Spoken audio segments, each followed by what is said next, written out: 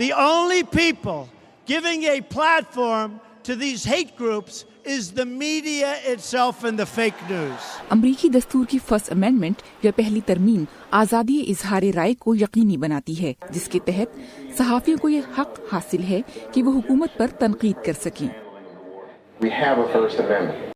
لیکن اپنی صدارت کے پہلے سال کے دوران صدر ڈونلڈ ٹرمپ کی جانب سے مین اسٹریم میڈیا پر کڑی تنقید کو آزادی صحافت کے لیے کام کرنے والی تنظیمیں تشویش کی نگاہ سے دیکھتی ہیں۔ امریکی صدور کے میڈیا سے تعلقات بالکل ہموار تو نہیں رہے ہیں، لیکن صدر ٹرمپ کا معاملہ مختلف ہے۔ اس سے پہلے ہمیں کوئی ایسا صدر نہیں ملا جو آزادی صحافت پر براہ راست تنقید کرے۔ انہوں نے صحافیوں کو عوام کا دشمن قرار دیا ہے اور میڈیا آؤٹ لیٹس پر بنا کسی ثبوت کے جعلی خبریں نشر کرنے کے الزامات عائد کیے ہیں۔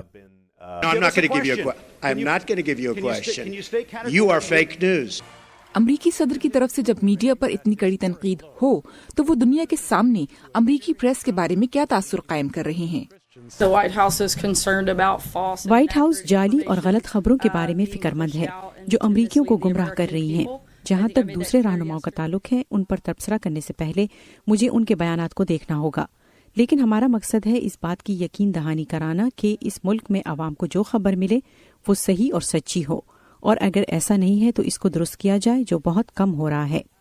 صدر ٹرمپ کو ان کی بے تحاشا ٹویٹس کی بنیاد پر بھی میڈیا تنقید کا نشانہ بناتا ہے۔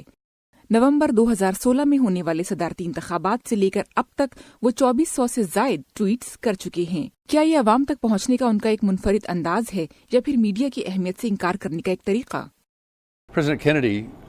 سابق صدر جان ایف کینیڈی کے میڈیا کے ساتھ بہت اچھے تعلقات تھے۔ وہ اسکرین کے لیے بہت پرکشش انسان تھے اور جانتے تھے کہ ٹیلی ویژن کس طرح کام کرتا ہے، یہاں تک کہ صدر ٹرمپ سے پہلے تک بہت سے لوگوں نے ان کے انداز کو نقل کرنے کی کوشش کی۔ لیکن صدر ٹرمپ کے پاس میڈیا سے ہٹ کر عوام تک پہنچنے کا ایک الگ راستہ ہے، ٹویٹنگ، جس کے ذریعے وہ کروڑوں لوگوں تک اپنی بات پہنچا رہے ہیں۔ میں نہیں سمجھتا یہ ان کا ایک منفرد انداز ہے، بس یہ بات ہے کہ آج کے دور میں ان کے پاس یہ ٹیکنالوجی موجود ہے جس کے استعمال کے باعث وہ میڈیا کے محتاج نہیں رہے۔ لیکن پہلی ترمیم کی بنیاد پر کیا صدر کو اظہار رائے کا حق حاصل نہیں؟ اگر صدر سے لوگ یہ شکایت کریں کہ وہ میٹنگز کے دوران کام پر دھیان دینے کے بجائے ٹویٹس میں مصروف ہیں تو یقیناً انہیں یہ رویہ بدلنے کی ضرورت ہے۔ ہم ایک صدر سے ٹویٹر کے 140 حروف میں امریکہ کی خارجہ پالیسی کا خلاصہ کرنے کی امید نہیں رکھتے۔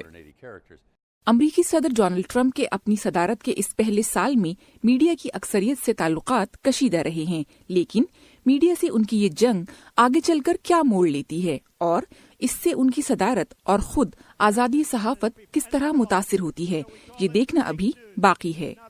سحر ماجد، اردو VOA، واشنگٹن۔